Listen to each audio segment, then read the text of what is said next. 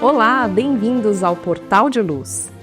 Nós estamos conferindo agora, durante todo o mês de janeiro, programas especiais em homenagem à nossa querida doutora Marlene Nobre, fundadora do nosso programa.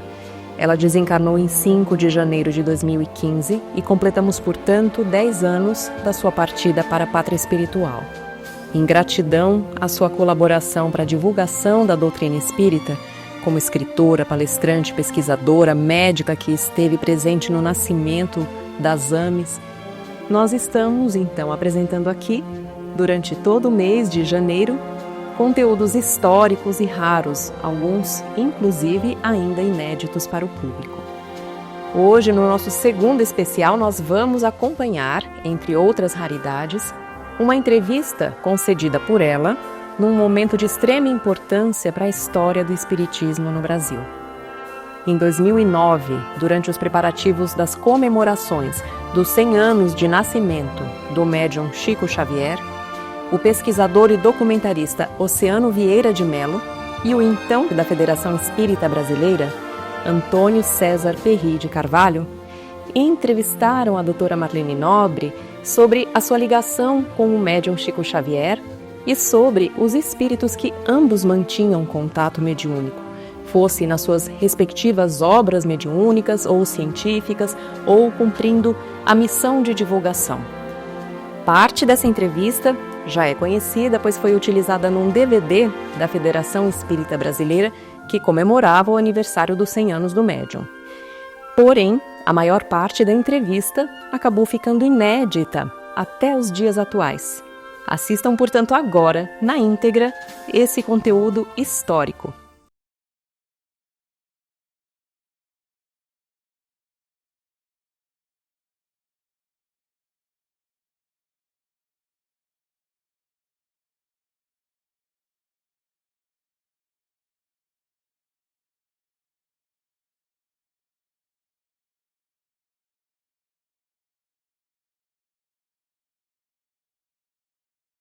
Doutora Marlene Nobre, a senhora tem toda uma trajetória de dedicação ao movimento espírita, mas evidentemente relacionando com a área da saúde.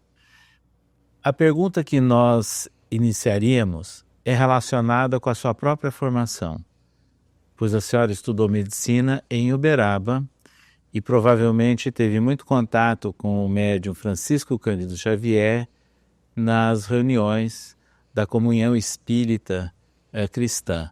Então nós gostaríamos que a senhora relatasse esse período. Muito bem. Eu conheci o Chico em outubro de 1958. Eu fazia o 2º ano de medicina em Uberaba. O Valdo Vieira foi encarregado pelo Chico de fazer o convite para que eu fosse até ele, porque ele tinha um pedido a me fazer.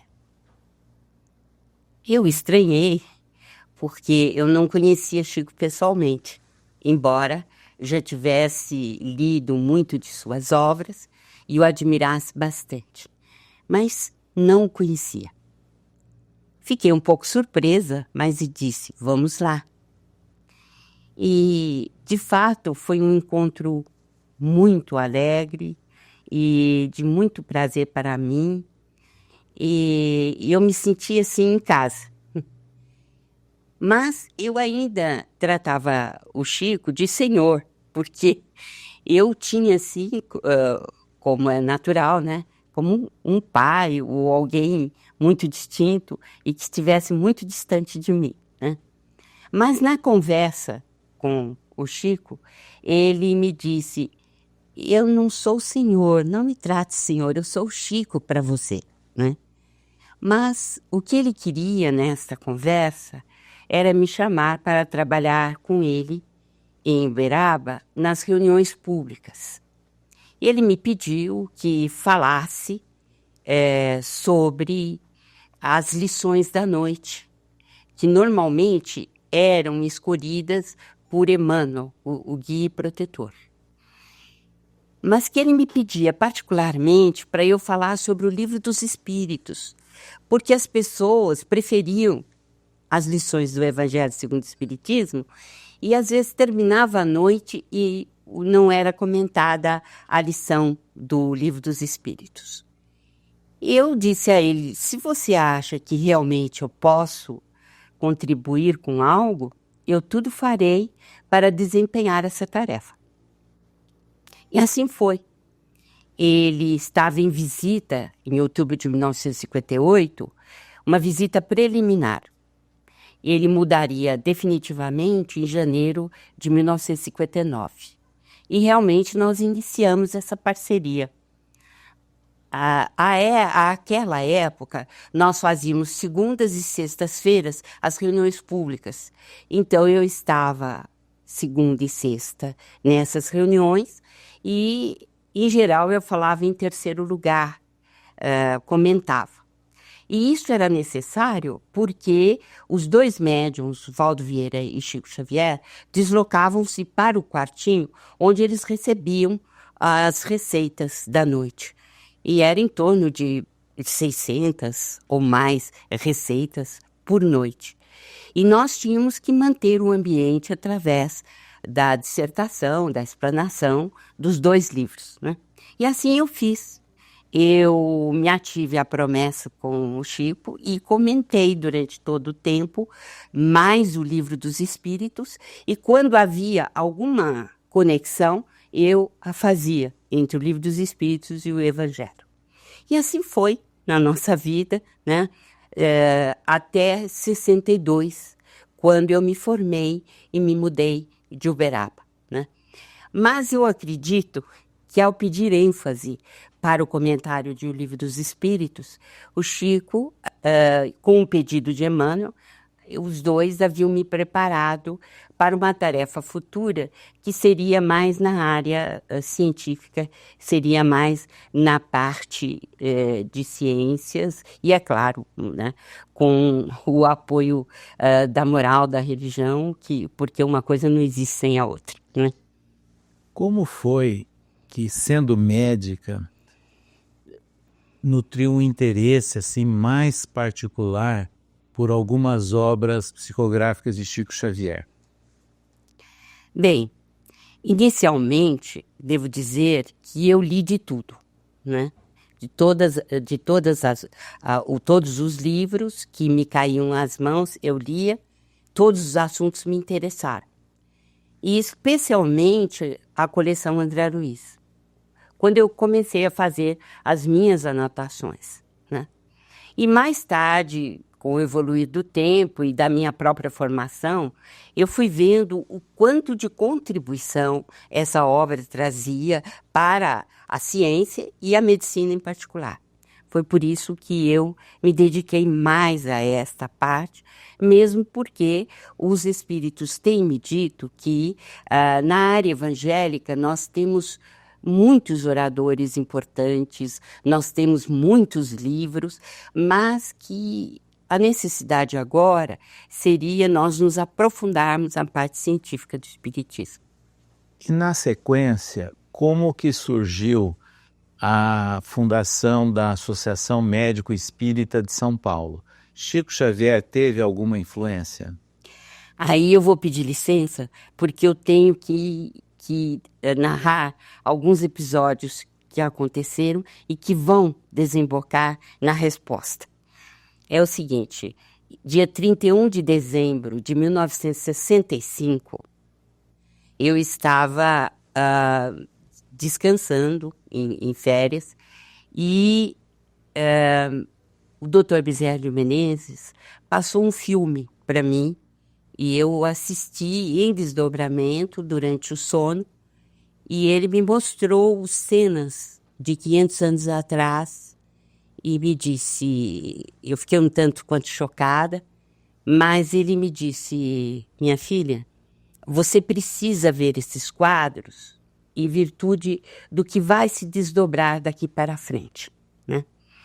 Então ele disse o seguinte, em virtude deste filme, destes acontecimentos que eu estou passando para você, que eu estou lhe narrando, o Dr. Luiz Monteiro de Barros vai entrar em contato com você. E quando ele o fizer, não recuse a oferenda dele, a oferta dele. Tenha sempre em mente que vocês dois deverão trabalhar juntos. Terminou o sono, fiquei bastante abalada e passou 66 quase inteiro, né? E nada. Mas, né, no final de 1966, eis que o Dr. Luiz Monteiro de Barros me manda convidar para as reuniões preliminares de fundação da Associação Médico Espírita de São Paulo. E me lembrei de sonho, evidentemente, e disse imediatamente que estava pronta, que eu iria. Eu jamais contei ao Dr. Monteiro esse sonho. Mas aí começamos, então, os preparativos através de reuniões com colegas, em 1967, todinho, né? E devo dizer também, colocando as coisas no devido lugar, que o médium Espartaco Guilard, muito amigo de Chico Xavier, ele recebeu, né, através da vidência, e informações dos espíritos Bezerra de Menezes e Batuíra, de que era necessário fundar uma associação médico-espírita em São Paulo. Isto porque o Espartaco fazia na rua Rosa e Silva, num quarto, numa dependência fora de sua casa, mas no mesmo lugar, dizendo que nestas reuniões, que eram feitas aos sábados, e a partir das 6:30 da manhã, iam muitos médicos, né? E eles tomavam passe. É claro, havia uma leitura, um estudo, e depois eles iam visitar os doentes, fazer cirurgias, enfim, fazer o trabalho deles no sábado. Então, Bezerra de Menezes e Batuíra disseram que não era por acaso que tinham se reunido ali tantos médicos, né? E que a espiritualidade pedia para que eles fundassem a associação. E a partir do empenho do médium Espartaco Guilard, o Dr. Luiz Monteiro de Barros, o Dr. Antônio Ferreira Filho, começaram então a chamar os colegas para participarem das primeiras reuniões de fundação. E foi aí que eu recebi a carta que eu te falei. Então as coisas se unem, né? E eu participei durante todo o ano de 1967, inclusive quando o Freitas estava em São Paulo, ele ia comigo, né? Freitas Nobre, meu marido. E foi muito interessante, porque as coisas foram se encaixando, né? E meu marido auxiliou nos primeiros estatutos da entidade. E nós fomos, então, para Araras, em janeiro, onde nós realizamos a primeira reunião dos médicos espíritas com vistas à formação da Associação Médico Espírita. E, de fato, nós burilamos os estatutos, nos confraternizamos e marcamos a data de fundação, 30 de março de 1968. Muito bem, mas houve ao depois disso alguma mensagem recebida pelo médium Chico Xavier, algum contato específico com ele, de estímulo, orientação para a associação? Agora eu vou alinhavar o que eu falei antes, né? O Chico chamou o Espartaco quando ele foi dar notícias da fundação da Associação Médico Espírita de São Paulo e disse a ele: Espartaco, eu não quero detalhes da fundação, eu só quero que você me diga onde ficaram o Dr. Luiz Monteiro de Barros e a Marlene nesta associação. Então, há uma imbricação muito grande entre o meu sonho, né, entre a visão do Espartaco e o próprio Chico, né? Tudo indica, então, que ele acompanhou todos os lances, porque tudo que o Dr. Bezerra me falou, ele estava repetindo ali, né? Aí o Espartaco disse: pode ficar sossegado, Chico, porque o Dr. Monteiro ficou no Conselho Deliberativo e a Marlene está na diretoria. Aí ele falou: ah, bom. Então a gente compreendeu que ele acompanhou todos esses passos, mesmo porque ele tinha muita confiança no médium Espartaco Guilherme, né? Conversava muito com ele sobre isso, e acredito que as visões que o Espartaco teve eram do conhecimento de Chico Xavier, né? Então está aí a ligação entre esses fatos todos. Bom, mas não ficou só nisso, né? Nós fomos, uma vez, marcamos uma entrevista, a Associação Médico Espírita marcou, em 84, e em 7 de setembro de 84, e nós fomos até Uberaba. Ele nos recebeu uma manhã inteira. E nós tivemos a oportunidade de trocar ideias e, com a presença de Emmanuel, dos benfeitores espirituais, ele deu várias indicações de pesquisas, inclusive do sonambulismo, da hipnose, e que seriam assim, questões muito importantes para serem colocadas por nós médicos espíritas, porque haveria assim uma grande influência da alma sobre o organismo nesses estados, né? Apareceria muito claramente.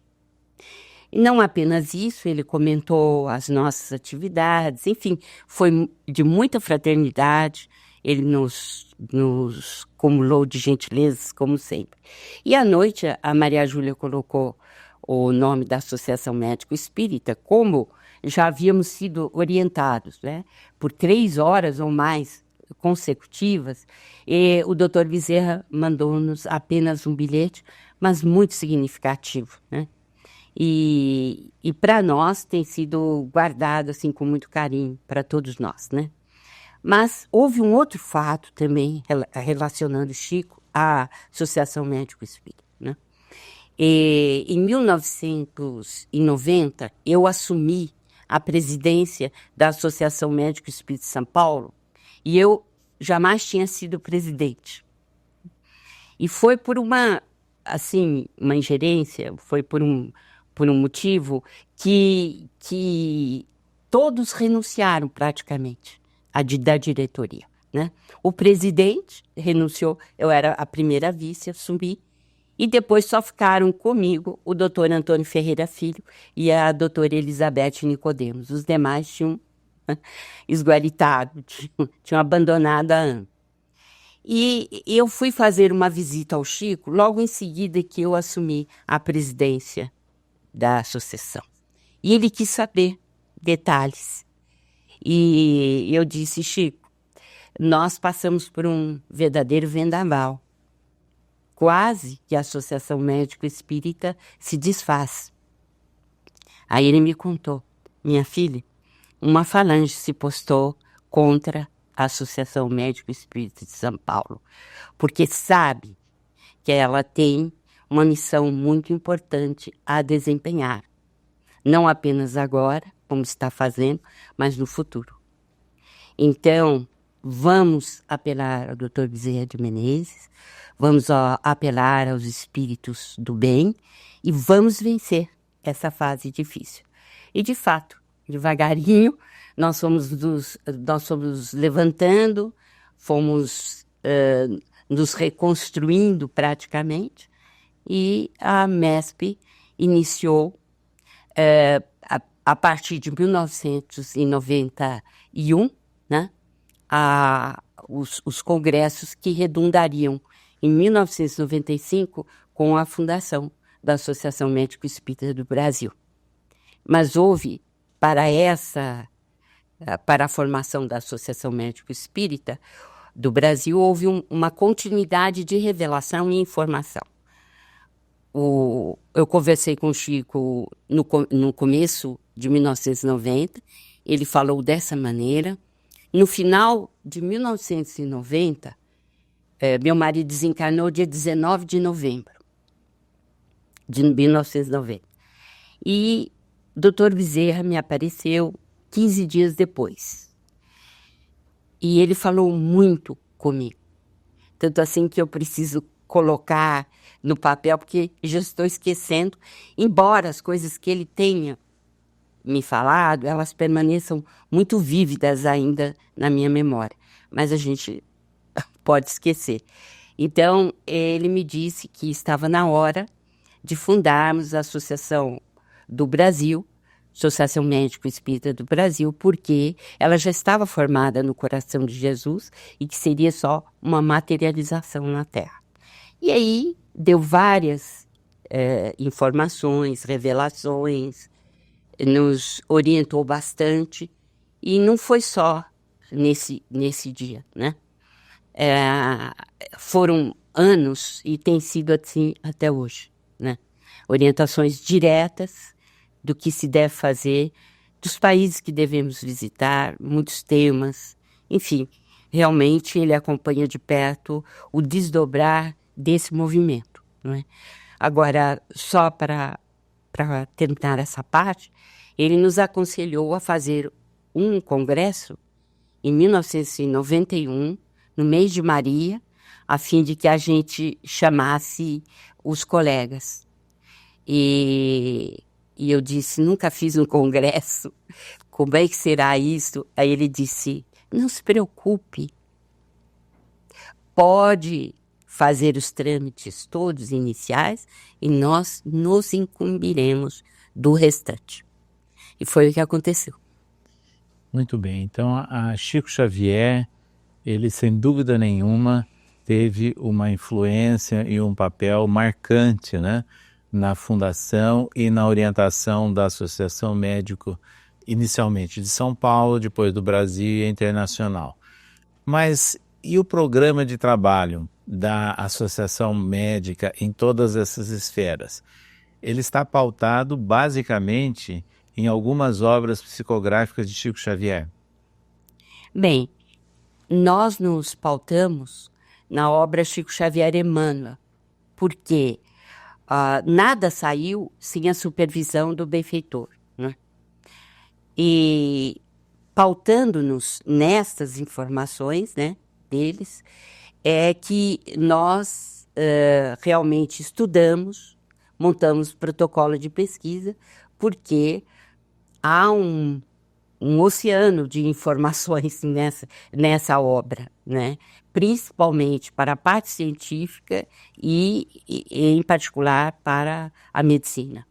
Então, nós nos pautamos, sim, nessa orientação. Você consegue detectar algumas antecipações científicas nas obras de Emmanuel e nas obras de André Luiz? Então, eu não gostaria de deixar a obra de Emmanuel fora justamente por isso, porque ela é extremamente marcante. O livro Pensamento e Vida é um pequeno, grande livro, ele traz essas informações, revelações de Emmanuel, inclusive falando sobre a depressão, né?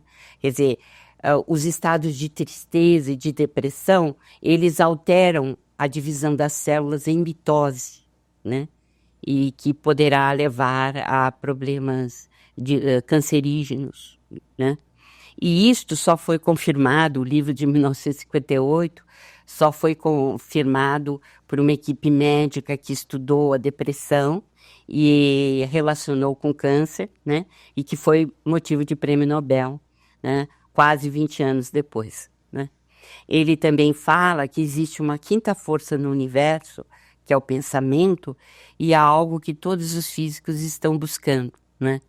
Nós acreditamos que o fluido universal seja o pensamento de Deus com o qual ele equilibra o universo inteiro. Então, Emmanuel está pejado de razão quando ele diz que é o pensamento que é a quinta força, e mesmo porque talvez na teoria das cordas ou das supercordas nós tenhamos aí algo no futuro que possa trazer uma explicação para essa questão da quinta força, se ela existe ou não, né? E nas obras do espírito André Luiz, você teria algum destaque a fazer? Aí a gente se perde, é um mar revolto de tanta informação, né? Mas nós temos uns 35 itens, mais ou menos, e a gente poderia ir, né, destrinchando devagar, né? Por exemplo, para nós, dentro da medicina, né? É claro que Kardec foi o grande impulsionador de todo o novo paradigma para a medicina. Por quê? Porque o espírito, o corpo, a relação do princípio vital, enfim, tudo aquilo que a codificação nos trouxe. Mas André Luiz conseguiu amarrar tudo isso dentro de um programa que é muito importante para nós na medicina. Por quê? Porque os casos que conta, as informações que traz, elas acabam nos dando uma ideia muito perfeita de como é, por exemplo, a visão do integral do ser. Então, quando ele fala do poder do espírito, né, e isto é fundamental, porque hoje se faz a medicina do corpo, né? E não se conhece nada além disso, ou não se deseja conhecer nada além disso, né? Mas ele também coloca que nós não podemos observar o espírito, né, de uma forma estanque. Nós temos que vê-lo na fieira das encarnações. E dentro da fieira das encarnações, nós temos que observar o que a teoria de Darwin nos traz e como interpretá-la à luz do espiritismo, né? Então o livro Evolução em Dois Mundos, já pelo próprio título, coloca-nos que nós precisamos de colocar a evolução nos dois planos da vida, senão não entenderemos a evolução. Foi o que aconteceu com Darwin. Ele coloca o acaso como algo fundamental da sua teoria, e os seguidores também. Mas André Luiz, em Evolução em Dois Mundos, nos diz que realmente a seleção natural existe, mas ela é comandada através da própria inteligência que está construindo o seu corpo, auxiliada por inteligências superiores que orientam essa evolução. E nos dois planos da vida, porque tudo aquilo que o perispírito consegue, ele guarda, ele tem memória, ele guarda, para aplicar nas encarnações seguintes. E é este o segredo, né, que os darwinistas não alcançam, né? Quer dizer, a evolução em dois mundos e, como nós vimos ele enfatizar no Evolução em Dois Mundos, né, o perispírito precisa se desenvolver e guardar tudo aquilo que o espírito aprendeu naquela existência e ainda passar para os da mesma espécie. Então, a ressonância mórfica e os campos morfogenéticos de Rupert Sheldrake estão absolutamente dentro de tudo aquilo que o André Luiz fala no Evolução em Dois Mundos. Mas nós temos muito mais coisas que isso, né? O pensamento, por exemplo, né? Porque o André Luiz coloca a física quântica como uma lei universal que vige em todas as dimensões do universo, né? E coloque que quanto mais tênue é a matéria, mais ela reage segundo os princípios da física quântica. Isso é algo também importantíssimo que ele trouxe e situou o pensamento como essa matéria tênue, como uma dessas matérias tênues, né? Mas ele extrapola, ele diz que o pensamento vai além da velocidade da luz, né? Que o sentimento é que dá forma e natureza ao pensamento. E, normalmente, quando você fala em pensamento, as pessoas não ligam ao sentimento. No entanto, o que ele diz é que não existe pensamento sem o sentimento que lhe corresponda, sendo este o sentimento o que lhe dá a forma e o sentido, né? Algo importantíssimo também ele nos traz quando ele fala sobre a influência do nosso pensamento sobre o corpo, né? E a ligação espírito-matéria, mente-corpo. Por quê?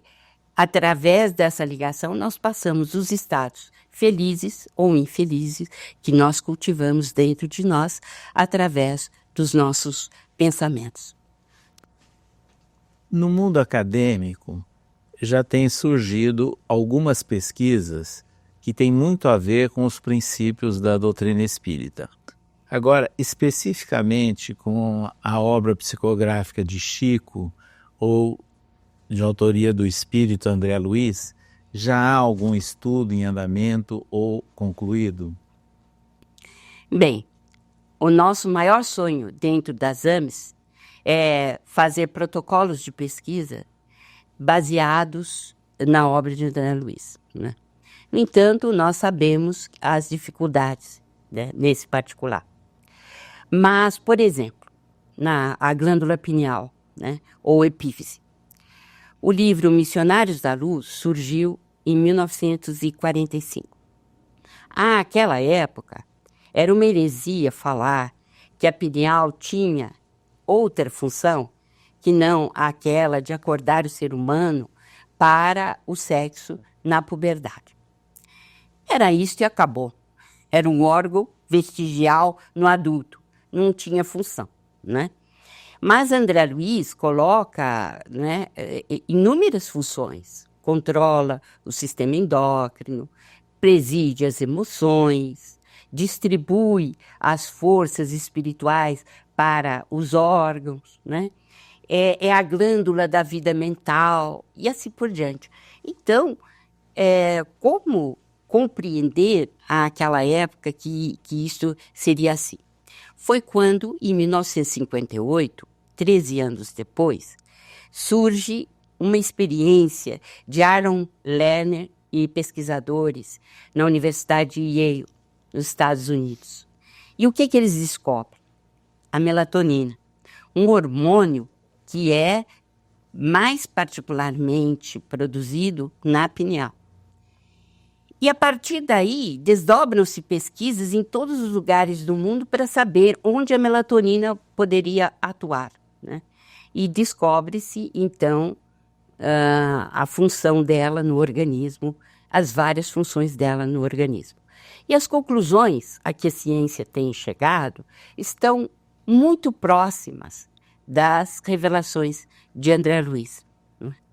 E então seria muito importante para nós se pudéssemos fazer aquilo que os nossos cientistas não estão alertas para fazer porque não conhecem essas revelações, que seria a influência da pineal, por exemplo, no processo mediúnico. Mas isso demandaria um livro, Neurofisiologia da Mediunidade, que seria conhecermos quais as modificações fisiológicas do corpo humano sob a ingerência da pineal, sob a ação dela, né, favorecendo o fenômeno mediúnico.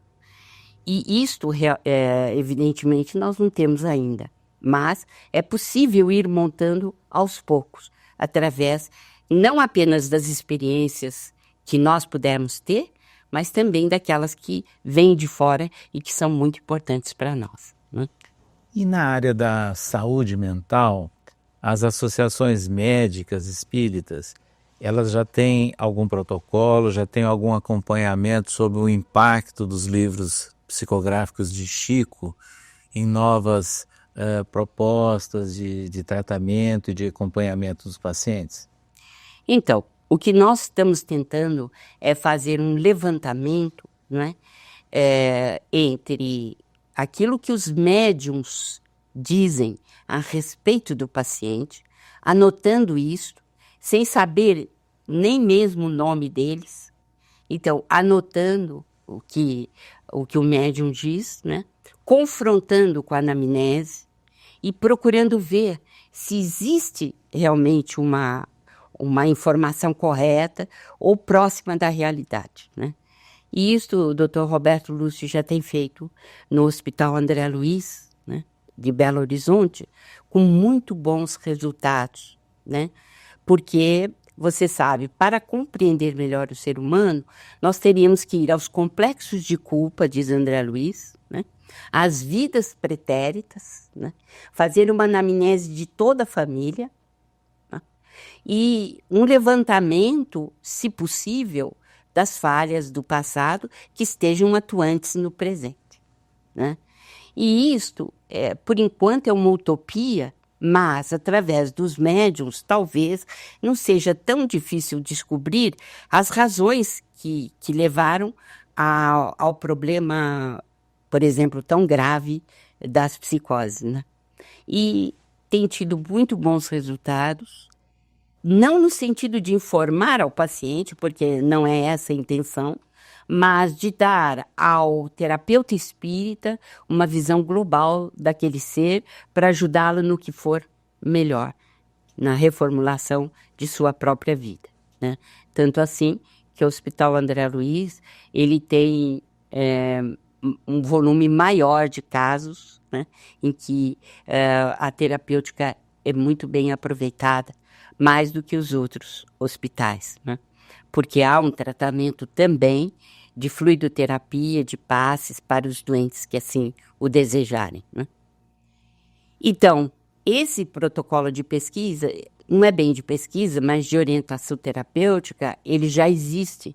E eu não saberia dizer, mas por exemplo, no Hospital de Porto Alegre, né, o Hospital Espírita de Porto Alegre, eles também devem ter, né, porque há muitos voluntários espíritas trabalhando lá, eles realizam tarefas importantes, né, lá dentro.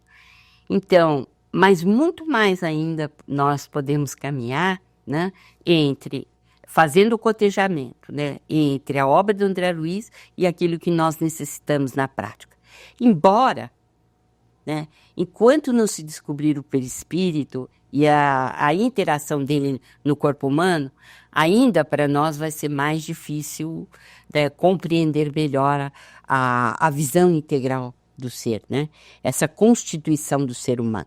Aliás, na constituição do ser humano, o André Luiz caminhou enormemente, tá? Enormemente, porque é a alma, é o corpo físico, são os envoltórios sutis, e dentro dos envoltórios sutis o corpo mental, né? O perispírito, dentro do perispírito o corpo causal, né? O corpo vital. Enfim, ele está nos dando a constituição do ser humano na sua integralidade, embora ele não tenha falado tudo, evidentemente, porque não temos capacidade para compreender, né? Em nossos dias, a Associação Médico Espírita Internacional tem promovido muitos contatos, encontros, congressos com pesquisadores participantes, né, de vários países do hemisfério norte. Qual é a reação, o interesse desses profissionais e pesquisadores ao ouvirem dizer, ao terem contato com essas informações sobre a obra psicográfica de Chico Xavier? Bem, as nossas palestras têm causado, assim, muito impacto no exterior. Os assuntos têm sido apresentados, primeiramente, com uma contribuição da ciência ou da medicina científica de todo o mundo, através do recolhimento dessas pesquisas e da apresentação na palestra. Mas, em seguida, vem, né, a orientação de André Luiz, de Emmanuel, sobre estes assuntos que foram colocados.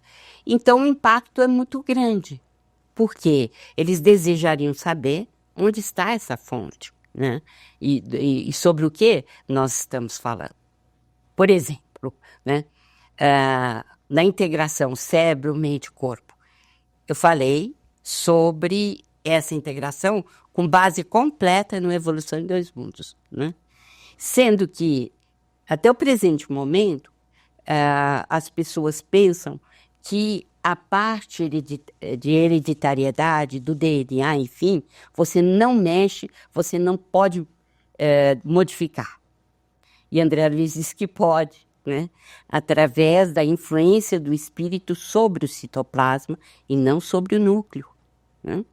O citoplasma é que diz ao núcleo a proteína que ele quer que faça e qual o gene que ele deseja colocar em atividade, né? Então, isto, né, carecia de embasamento científico. No entanto, o Dr. Kazuo Murakami, né, do Japão, que descobriu o genoma da renina, ele vem a campo para dizer que os genes podem ser modificados, que a modificação está no citoplasma e que os pensamentos positivos é que trazem felicidade ao homem. E outras coisas, um excelente livro, Código Divino da Vida. E o Dr. Bruce Lipton, né, que nos trouxe Biologia da Crença, é um best-seller dos Estados Unidos, ele fala a mesma coisa, né? Ele diz que nós podemos modificar os genes através do pensamento, que não podemos cultivar os pensamentos ruins e que as proteínas, elas se modificam a partir dos nossos pensamentos, né? Então, tudo aquilo que o André Luiz diz há 50 anos atrás, porque surgiu em 1958, estão se confirmando a cada passo. E quando nós apresentamos a ideia, não estamos fazendo através de um pesquisador brasileiro. Nós estamos colocando um cientista que, de fato, está falando a mesma coisa, né? Então, você pode ver que o impacto é muito grande, porque o convencimento se dá através, né, de pesquisas muito bem fundamentadas, que não estão sendo inventadas, né, e que estão comprovando aquilo que, teoricamente, o Espiritismo traz, né? Doutora Marlene, é o ensejo dos 100 anos de nascimento de Chico Xavier e pela nossa conversa, 50 anos de seu primeiro contato pessoal com Chico.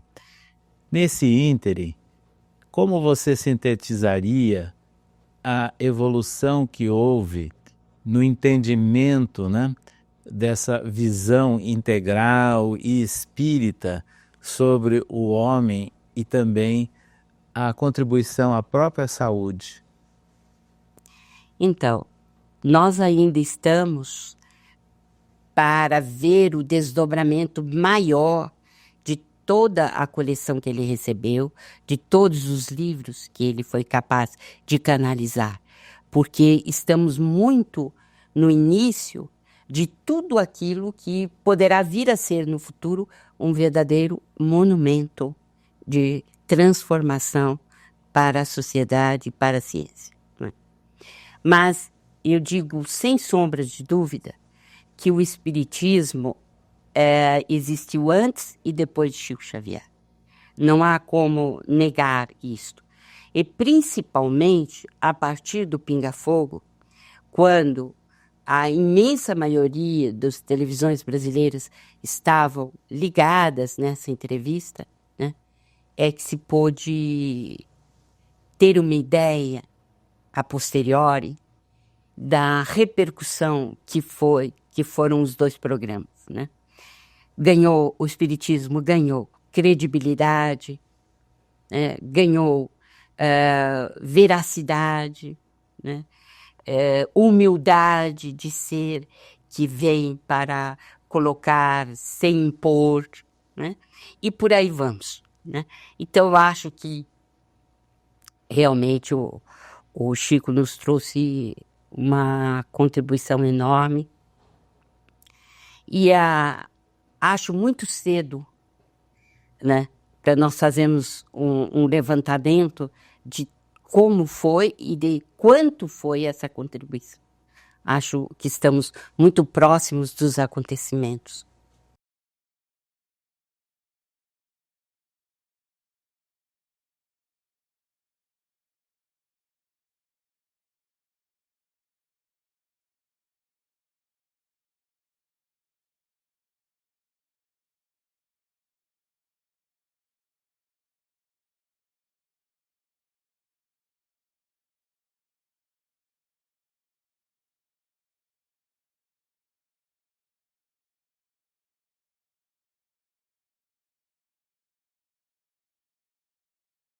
André Luiz faz alguma referência em Evolução em Dois Mundos sobre a estrutura da matéria? Então, você vê, né, em um livro que parece um romance, né? E é um romance, mas verdadeiro, tirado da vida real. E a vida continua. E ele fala, né, através do instrutor Cláudio.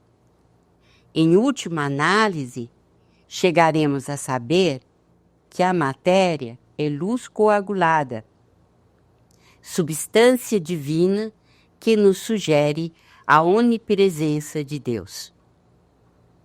Isto está no capítulo 9. Veja bem, que interessante, porque no livro, né, Espaço, Tempo e Além, Tobin e Sarfati têm a mesma teoria na física, né? Que a matéria é constituída de luz capturada gravitacionalmente. Então, nós temos um campo de pesquisa nessa área muito grande. E o André Luiz vai ser motivo de levantamento por parte dos cientistas quanto a esta revelação, né? Na obra de Chico Xavier, há alguma referência dando uma visão mais ampliada sobre o cérebro ou mais de um cérebro? Então, é muito interessante porque é uma das revelações dele também impressionantes. Por quê?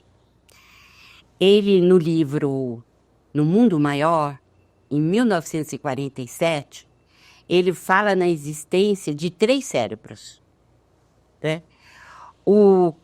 Ele chama de castelo, de 3 andares. Na verdade, é o Calderaro, que é o orientador desse livro, né?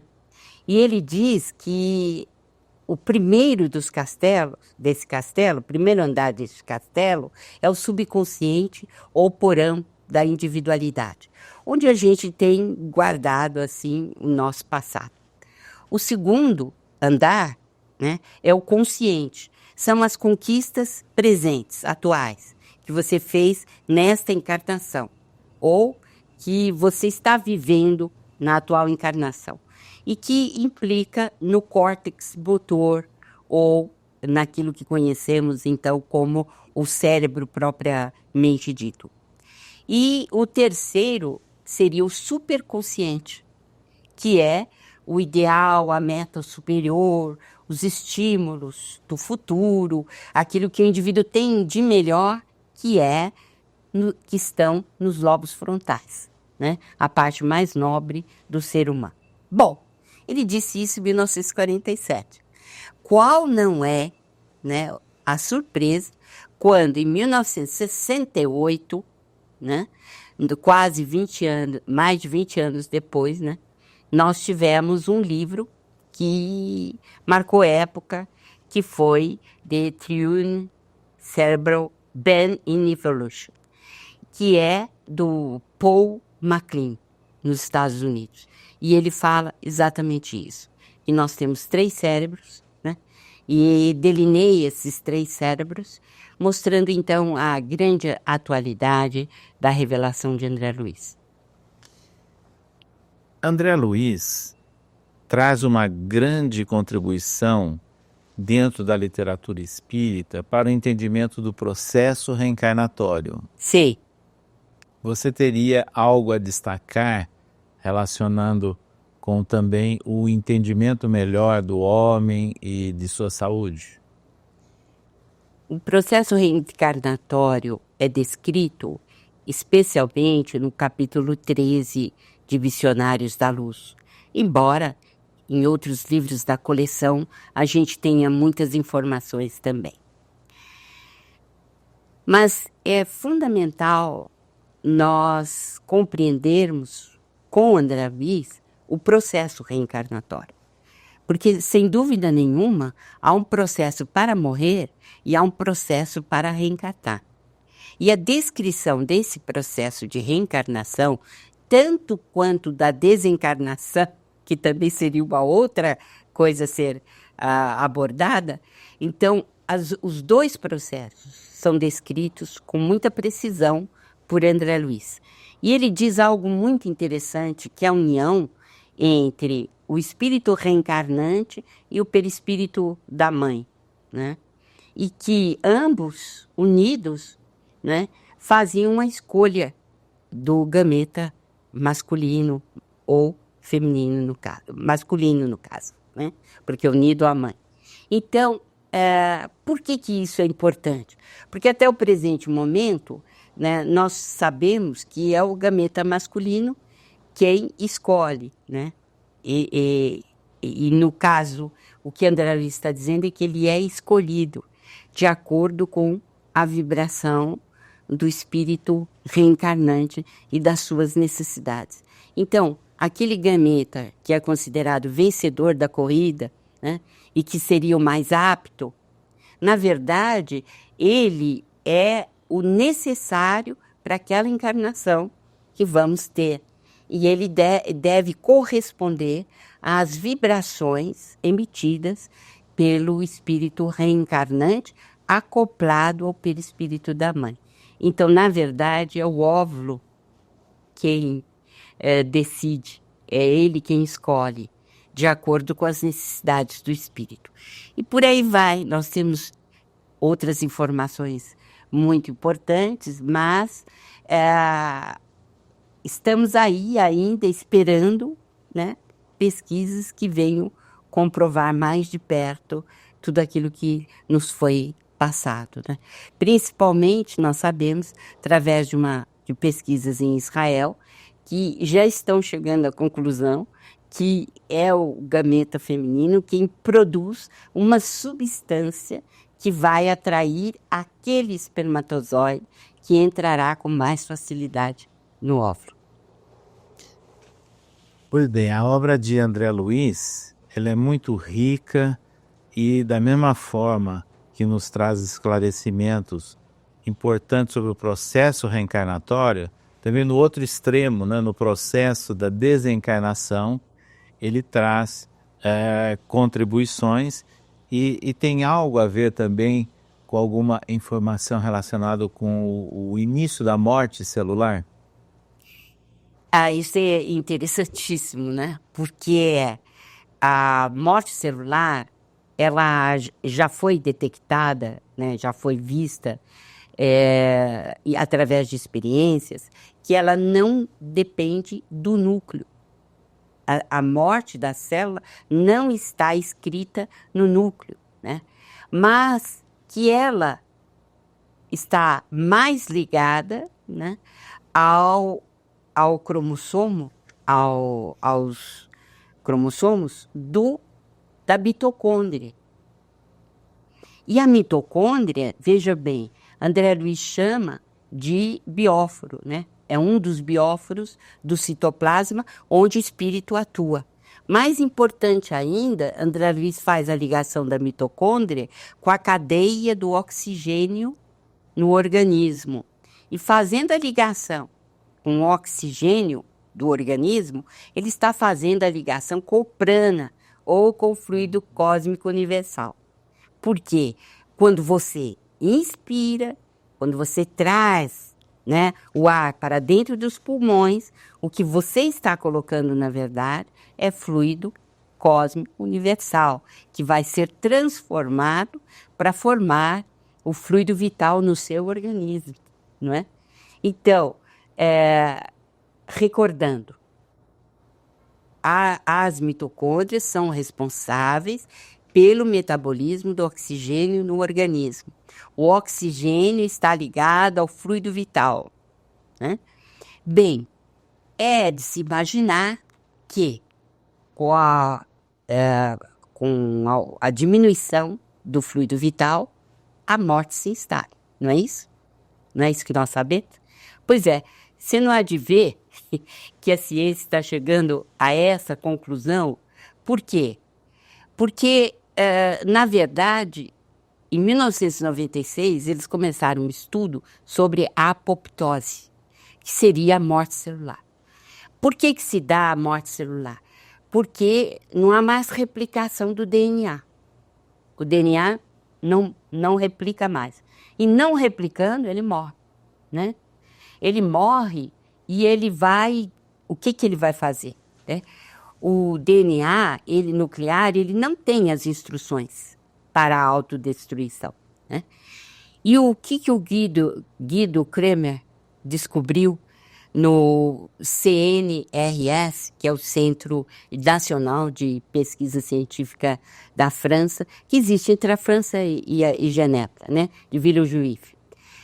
O que ele descobriu? Que a diminuição do potencial mitocôndrico transmembrânico que leva à morte celular. Então, é exatamente a ordem partida da mitocôndria que leva à desagregação ou à falta de multiplicação do DNA. Tudo se encaixa. Por quê? Fluido vital, metabolismo, tudo isso está agregado à mitocôndria.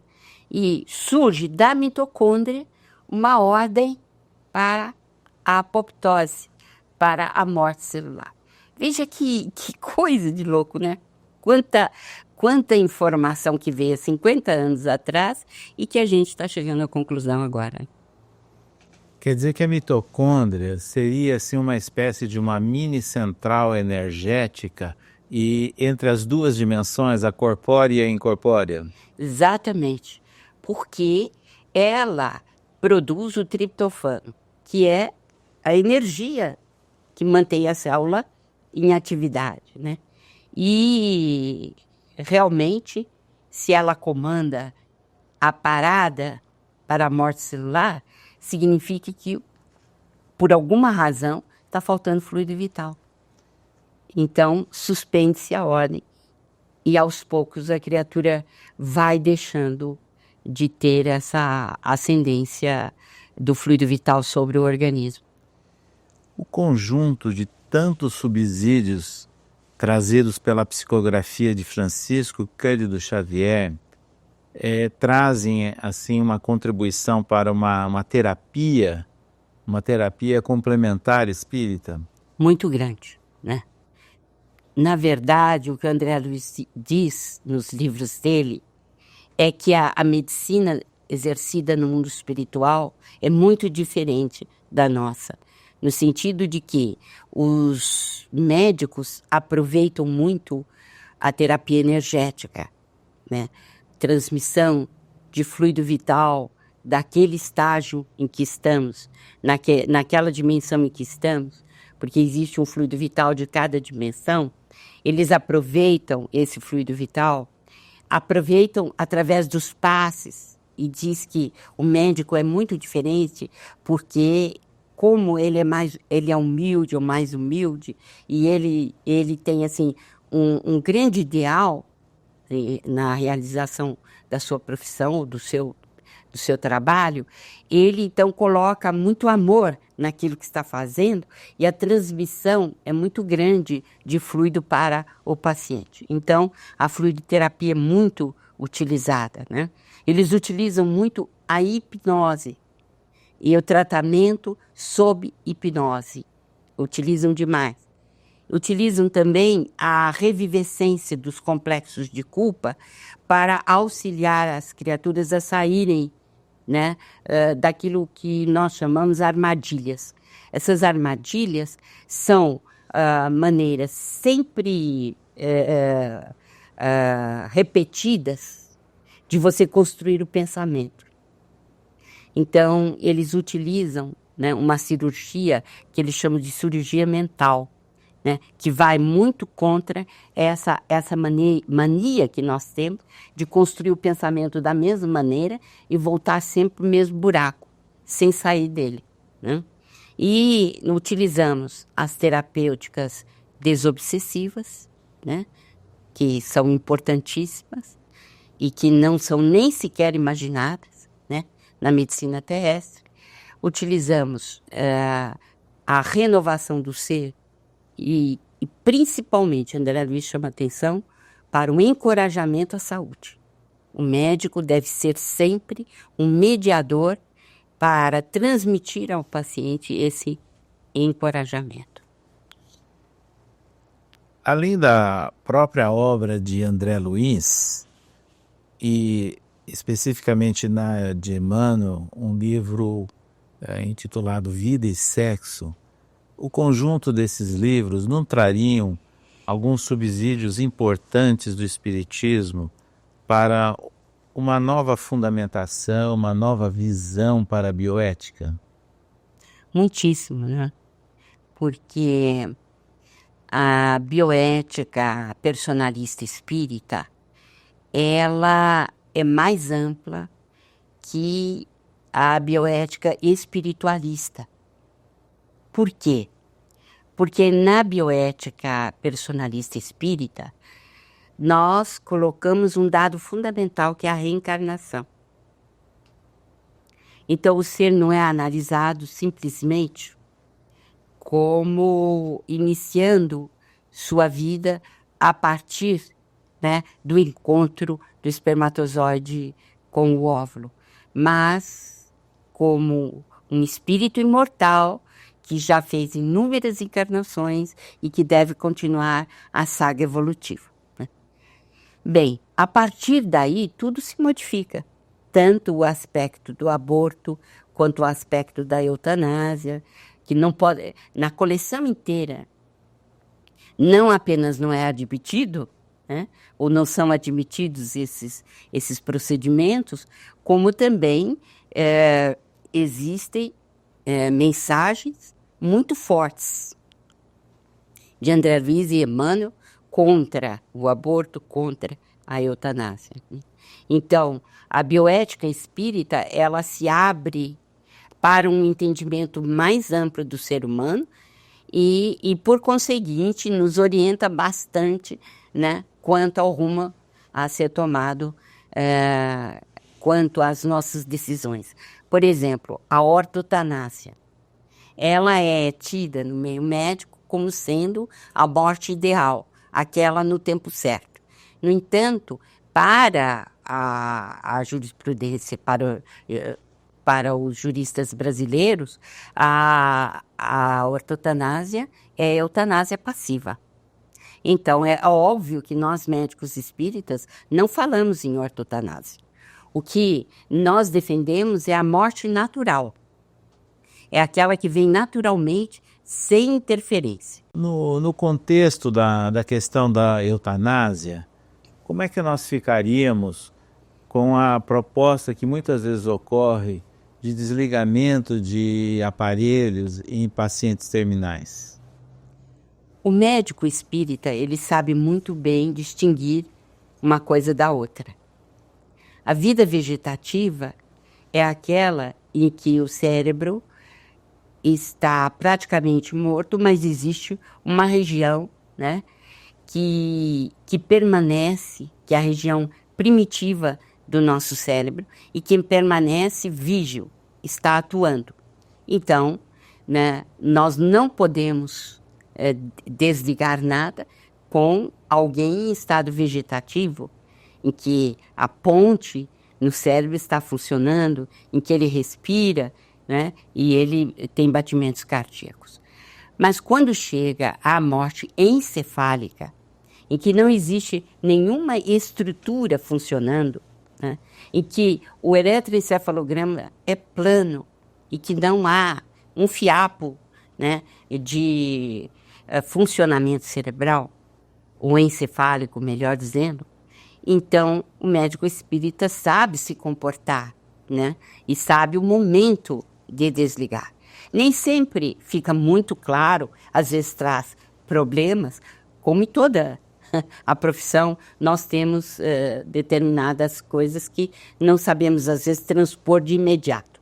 Mas o bom senso nos leva a preferir a morte natural, que seria o desligamento desse espírito.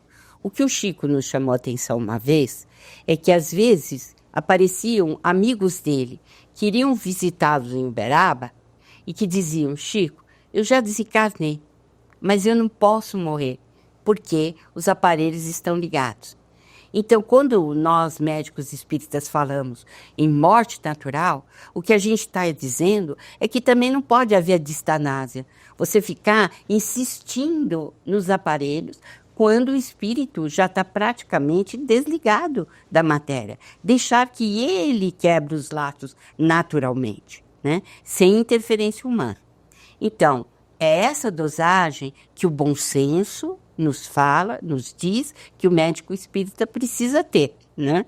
O desligamento sem sofrimento, nem de um lado e nem de outro, né?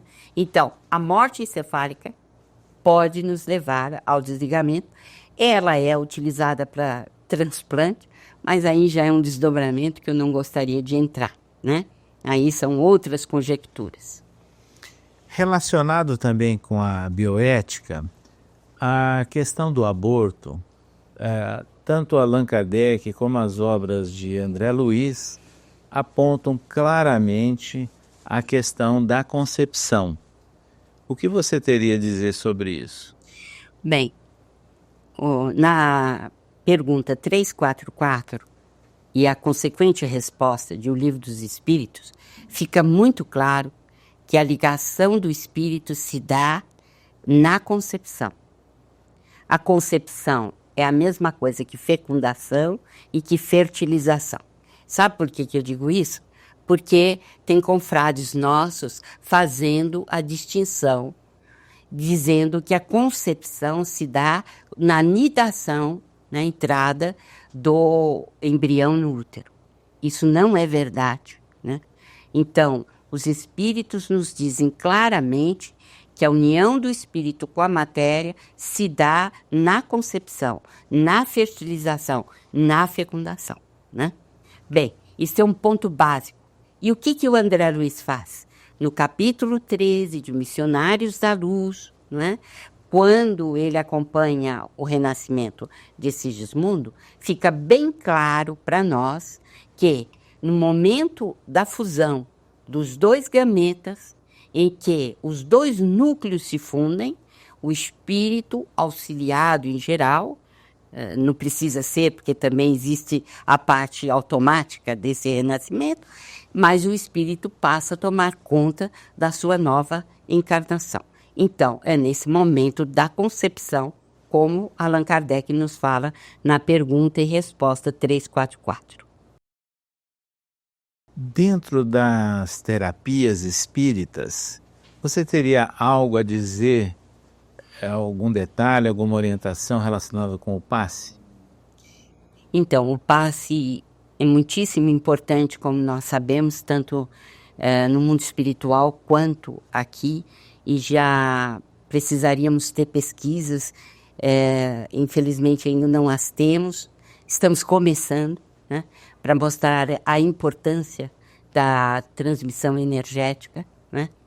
Mas o que é importante é que o André Luiz, em Evolução em Dois Mundos, nos fala sobre o processo indutivo que o pensamento nos traz. E a indução é que leva você a influenciar outra mente. Esse é um ponto importante. Algo também muito importante sobre o passe e que faz a ligação entre o que o André Luiz diz e a ciência hoje são os biofótons. Hoje é uma coqueluche no mundo inteiro o estudo dos biofótons, que seriam de fraca intensidade, mas que seria como que uma rede luminosa que nós temos em cima do nosso corpo, né? E que estão sendo pesquisados agora, né, nos laboratórios do mundo. Veja você, também um assunto trazido por André Luiz, né, e que leva à união entre aquilo que ele diz, o progresso da ciência, mas principalmente isso tem que ser transformado na prática em benefício do paciente. E é o que nós estamos lutando para incluir dentro do tratamento médico contemporâneo. Quem sabe a gente acaba conseguindo. Também guardando uma certa relação com esse tema da terapia, há algo dentro da obra psicográfica de Chico Xavier falando sobre estudo da voz? Muito interessante esse estudo que o André Luiz nos traz de fonoaudiologia do livro Entre a Terra e o Céu. Quando a irmã Clara, que é especialista em voz, ela nos dá uma aula extraordinária sobre o assunto, né? Mostrando que a gaguez, a diplofonia, outros assuntos relativos ao problema da voz, estão intimamente ligados aos centros perispiríticos que foram lesados pelo companheiro ou a companheira que possui essa doença, né? E trouxe de atuações e vidas anteriores, né? Eu considero de suma importância esse estudo da voz, né? E os conselhos que ela dá, para a gente saber empregar corretamente a voz de uma maneira construtiva, né? Há muito incentivo nesse sentido no livro Entre a Terra e o Céu. No século XX, a medicina evoluiu e se aprofundou muito num contexto flexneriano, né, em direção à especialidade, à outra especialidade. Você acha que há alguma tendência já de reversão dessa situação toda e uma visão mais ampla sobre o homem? Eu acho que é muito pouco o que nós temos no momento. O Arnold Toynbee, célebre historiador inglês, nos diz que quando um paradigma fica cristalizado dentro de uma sociedade, surgem minorias criativas que começam a propor novos paradigmas a fim de fugir da cristalização, né?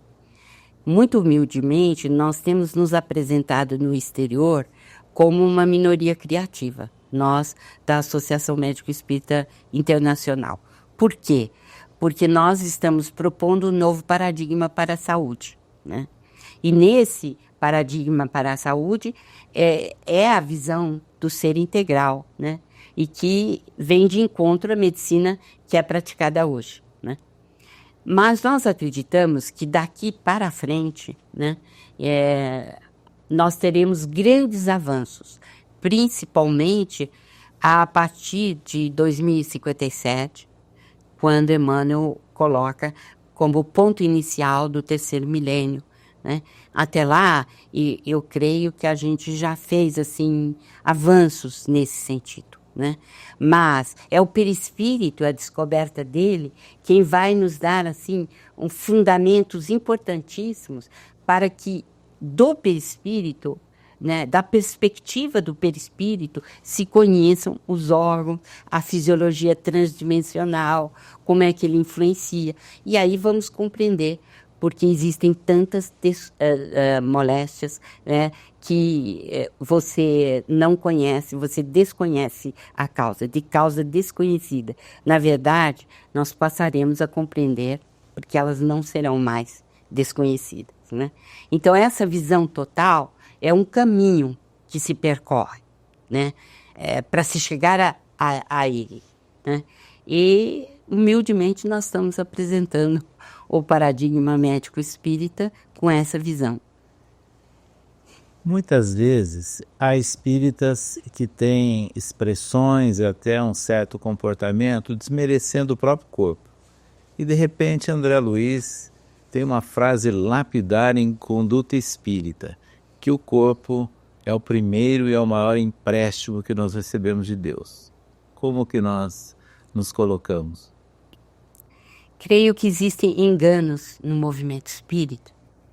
Este é um deles, né? De interpretação errônea dos ensinamentos que temos.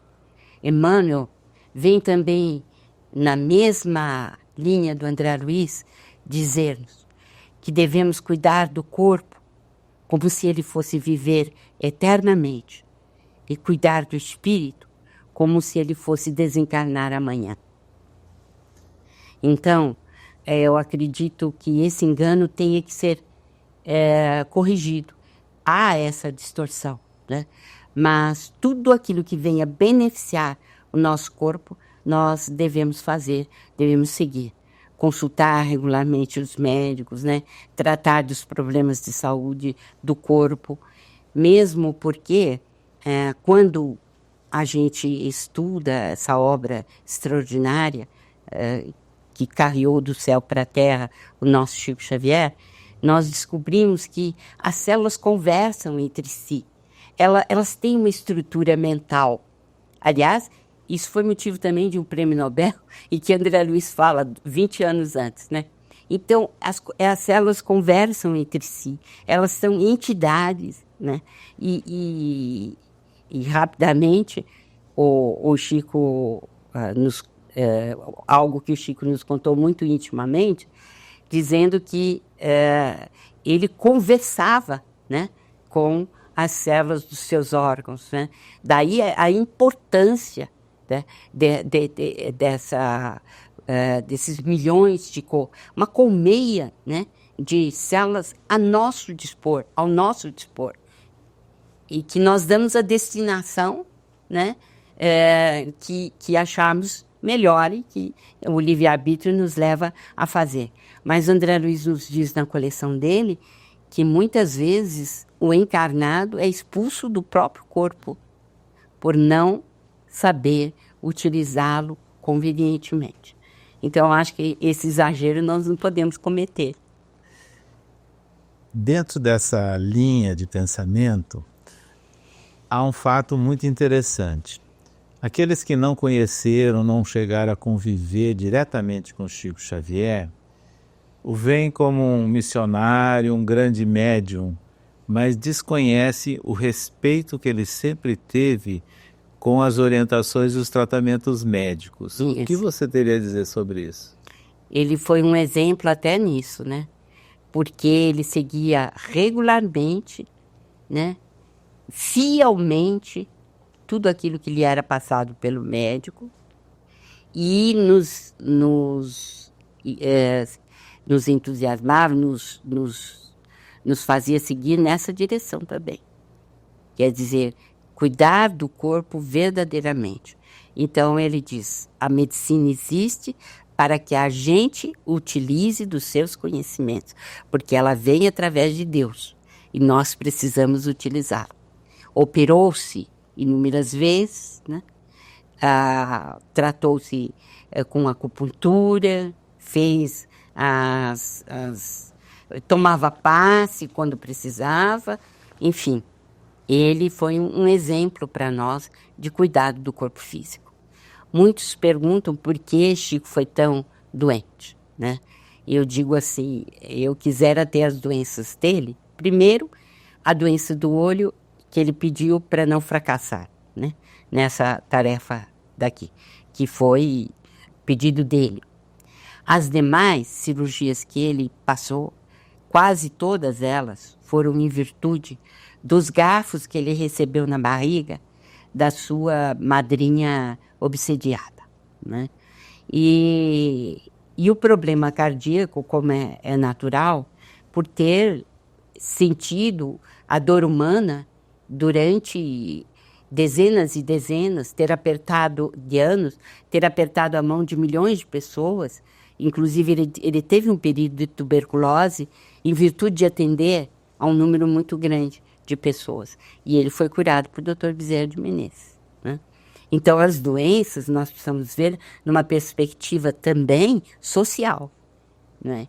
Não como como algo que vem de débitos passados, mas algo que diz respeito ao próprio desempenho espiritual da pessoa encarnada.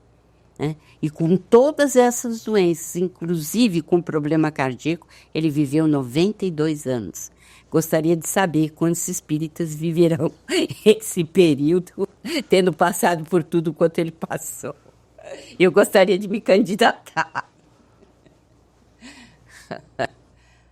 Marlene, sintetizando toda essa monumental obra psicográfica de Chico Xavier, que frase você teria, resumidamente, sobre a contribuição dela para a melhor fundamentação e a melhor prática na área da saúde? Um monumento a ser estudado, garimpado, pesquisado e que há de fazer parte dos programas das universidades futuras. Doutora Marlene, a gente sabe que a senhora tem um papel importante na relação de divulgar a obra de Chico, de André Luiz, no exterior, junto a pesquisadores, a cientistas que pesquisam o corpo espiritual e o corpo material. Que países já alcançou em nível elevado de pesquisa e que esse nível de elevação combina com o que nós encontramos na obra de André Luiz? Bem, acredito que os Estados Unidos sejam o país que maior contribuição tem dado à pesquisa, esta a que nos referimos, quer dizer, trazendo subsídios para a obra de André Luiz, ou vice-versa, quer dizer, comprovando a obra de André Luiz, né? Então, nós observamos nos laboratórios, nas pesquisas do mundo todo, né, e canalizamos, né, catalogamos essas pesquisas e cotejamos com as revelações que André Luiz trouxe. Este é um fato. Agora, nos países que nós temos feito visitas, nós estamos dialogando com médicos, com colegas que pensam da mesma forma que nós pensamos, pelo menos em linhas gerais. Então, e também o físico quântico, professor do Oregon, né, Dr. Amit Goswami. Nós estamos dialogando com eles porque todos estão pensando na supremacia do espírito frente à matéria. Quer dizer, o espírito é prioritário. Então, a partir daí, estabelece-se o diálogo, porque a imensa maioria dos cientistas não pretende misturar ciência e religião, né? E muito menos o espírito nas pesquisas que fazem. A realidade é esta. No entanto, a nossa aliança tem sido com aqueles que, em fazendo pesquisas, descobrem que existe o ser imperecível no indivíduo, né? Então, assim tem sido o nosso relacionamento com o Dr. Peter Fenwick, com o Dr. Melvin Morse, agora com o Dr. Pim Van Lommel, né, que passará a atuar nos nossos congressos, se Deus quiser, a partir de 2010, porque ele não tinha agenda para isso. O Dr. Alan Sanderson, o Dr. Andrew Powell e assim por diante. Então, são eles os nossos interlocutores, né? Então, estão nos Estados Unidos, estão em Londres e agora, mais recentemente, temos interlocutores na Alemanha, por exemplo. 5 dos expositores falaram junto conosco no primeiro congresso médico espírita da Alemanha. E eles praticamente são espíritas, pela forma como expuseram, né? Mas há um fato também que deprime muito o nosso movimento. É o fato de que o espiritismo não goza de boa reputação. Principalmente na Europa. Ele é mais visto como algo assim de voodoo, de bruxaria, né? Infelizmente. Quando os colegas nos ouvem falar, então eles tomam um susto, porque nós estamos falando a linguagem científica que eles conhecem e que desconhecem também, porque muitos dos avanços em pesquisa não chegam universalmente, só para aqueles que têm interesse. Então, nós estamos falando de algo que muitos não têm conhecimento. Agora, quem fez a pesquisa, sim, mas não a imensa maioria dos colegas não tem conhecimento.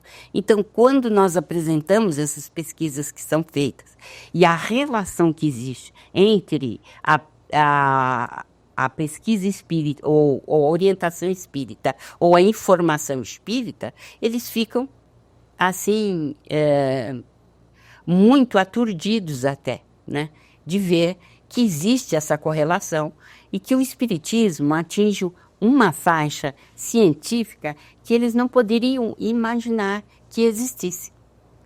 Está aí a questão da adesão deles ao movimento, porque nós estamos falando uma linguagem científica. Quando o Dr. Bezerra de Menezes apareceu pela primeira vez, em 1990, ele disse: o médico só entende a linguagem de outro médico. Vocês têm que falar para eles, né? E eu disse, mas e agora que eles não estão para nos ouvir? Para quem nós devemos falar? Ele disse, fale para todo mundo que quiser ouvir, porque os médicos serão os últimos a chegar, mas eles chegarão. Agora, esses cientistas que pesquisam, eles, ao tomarem conhecimento da obra de André Luiz, qual é a reação deles? Então, o que nós pedimos veementemente à FEB é que faça mesmo a tradução do Evolução em Dois Mundos em inglês, né? E, se possível, em outras línguas, porque eles ficarão com material para saber de onde nós tiramos a fonte. Agora, como a coleção de André Luiz já está em francês, menos ainda não está o Evolução em Dois Mundos, mas nós já temos material para aquela área ler. Mas seria de suma importância que tudo já estivesse no inglês para que eles pudessem compilar. O que nós vamos dizer para eles se não temos esse material para oferecer? Essa questão que eles comparam, o espiritismo, o voodoo, a gente sabe que é uma questão cultural plantada lá atrás para denigrir a imagem dos espíritas e, consequentemente, do espiritismo. Como resolver esse problema? Fazendo o que nós estamos fazendo. Apresentando a parte científica e a conclusão moral ou religiosa. Nós só partimos para o aspecto religioso quando a gente já levou o aspecto científico em primeiro lugar. Porque são culturas milenares e que não se deixam dobrar simplesmente pelo fato de você ter uma postura religiosa. Eles precisam de mais substância para poder raciocinar. Como foi para a senhora, que é uma pesquisadora, uma cientista, ver esse lado religioso? Quando é que a senhora percebeu o lado religioso na obra, por exemplo, de Emmanuel e André Luiz? Bem, eu agradeço, mas eu não sou cientista. E eu me coloco como uma simples divulgadora da parte científica. Mas em primeiro lugar, para mim, veio a religião. Desde pequena, nasci em berço espírita, não conheço outra religião. Desde o culto do Evangelho no lar que papai fazia, eu sempre fui apresentada, em primeiro lugar, ao aspecto religioso do Espiritismo, na obra de Kardec e depois na obra de Chico Xavier. Foi aos poucos que eu fui me interessando a partir da formação da Associação Médico Espírita de São Paulo. Antes eu não tinha muito interesse nessa área. Foi a partir do momento que eu precisei construir seminários, conferências sobre determinados assuntos, é que eu tive maior interesse em me desenvolver nessa parte. Então, a parte religiosa em mim veio antes. Qual é a maior dificuldade que a senhora encontra para implantar no exterior esse pensamento espírita? Eu devo dizer a você, com muito pesar, que as fraudes que existiram depois de Kardec, no meio espírita da França, influenciaram toda a Europa. De lá para cá, nós não nos reabilitamos. Aliás, Chico me disse isso, que foi uma pena, porque Leymarie foi o coveiro do espiritismo na França. Porque com as fraudes, né, jogou lá embaixo toda a credibilidade que o espiritismo tinha. Depois disso vieram as médiums a pagamento e acabou acabou toda aquela grandeza que Kardec deu ao movimento inicial, né? Então, hoje nós, infelizmente, estamos colhendo os frutos dessa desastrosa semeadura. Como nós vamos vencer? É como eu lhe digo, se o Espiritismo passar a ter credibilidade novamente, né? Se realmente ele for fonte de ciência, filosofia e religião, e se nós, através da revelação espiritual, estamos sendo impulsionados, né, para conhecermos revelações importantíssimas da parte da saúde, da parte da física, certamente a credibilidade vai voltar. Mas não é uma tarefa fácil. Nós não estamos com livros ainda no exterior em inglês suficientes para remetermos a quem tem interesse de ler. Então é um trabalho que ainda exige tempo, porque a Terra foi devastada. Ela está como que um deserto. Então é preciso passar o trator, é preciso semear, é preciso irrigar, é preciso muita paciência, enfim, porque realmente, né, toda aquela noção extraordinária, né, aquela caldo de cultura que Kardec deixou, isso não existe mais. Não existe mais. E isso precisa ser reconstruído. E tudo veio a partir da cobrança da mediunidade. Ou de truques que eram feitos para que rendesse, né, dinheiro. E isto liquidou mesmo com o nome e com a herança do espiritismo deixada por Kardec. Sim, mas... Kardec, Leon Denis, Delane. Sim, mas as pessoas que provocaram isso, na maioria, não eram espíritas. Eram pessoas que traziam para a sociedade. Leymarie foi o sucessor de Allan Kardec. Na revista espírita e na sociedade. A trapaça foi ali, segundo o que os espíritos disseram ao Chico. Começou ali. E aí, porque uma coisa é você ter aquela ideia de uma doutrina, de uma religião pura, imaculada, que só quer fazer o bem para o próximo, e de repente isto não existe mais. qual é o papel da Pátria do Evangelho, o Brasil, nessa restauração, nesse reerguimento? Eu fiquei um pouco assustada quando eu vi Leon Denis e ele me disse que nós estávamos atrasados na Europa, em 2001.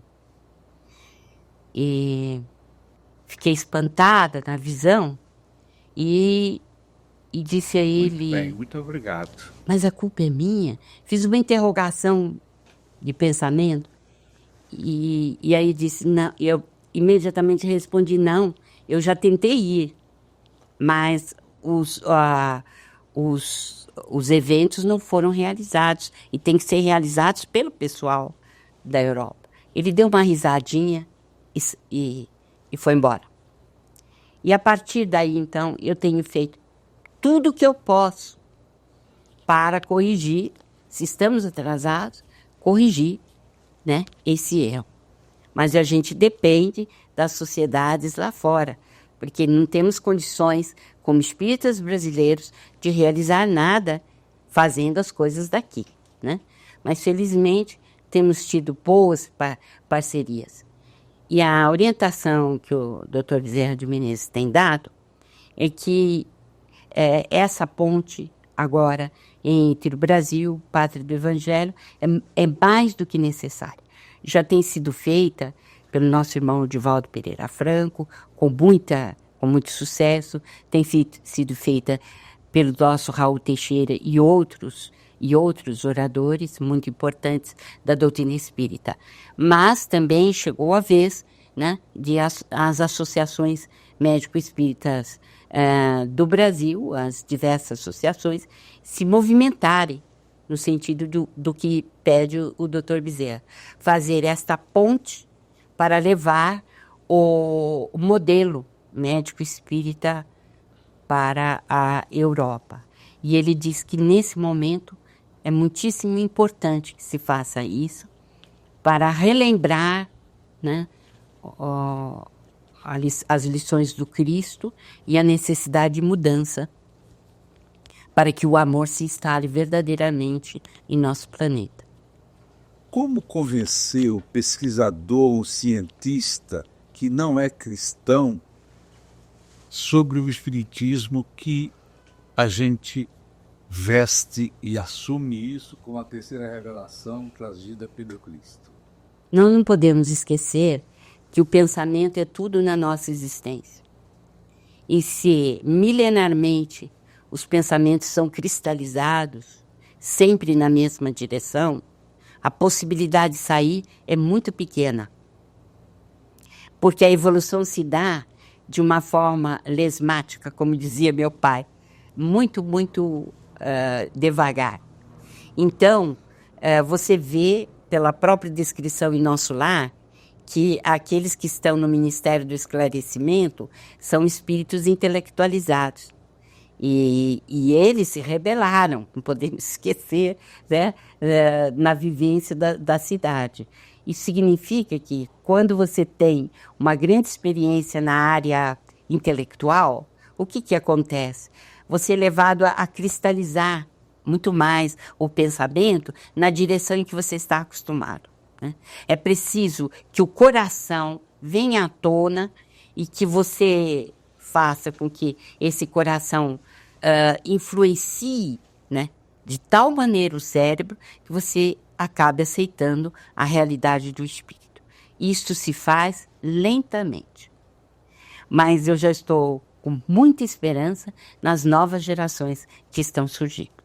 Porque acho que entre os reencarnantes, entre aqueles que estão tomando o corpo novamente, existem os missionários que vão abrir caminho em todos os ramos da ciência, né, e tornar o espiritismo cada vez mais, né,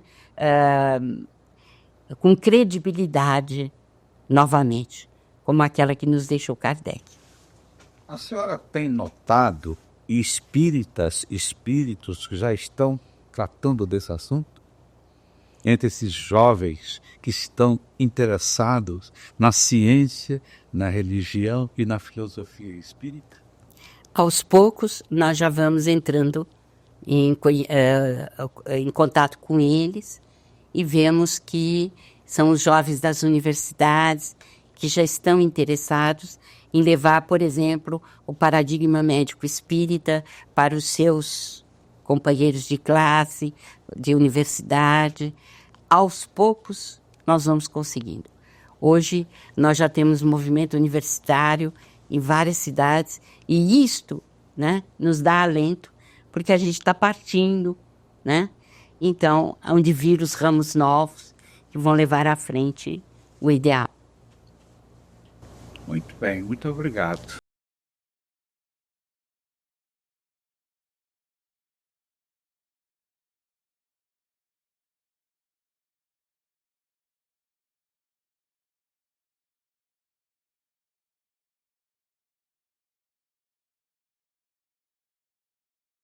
Nós estamos encerrando por aqui o programa de hoje, um momento de tanto aprendizado e inspiração para todos nós.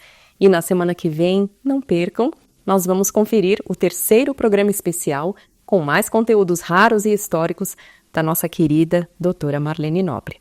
Desejamos a todos uma excelente semana e até a próxima. Muito obrigada!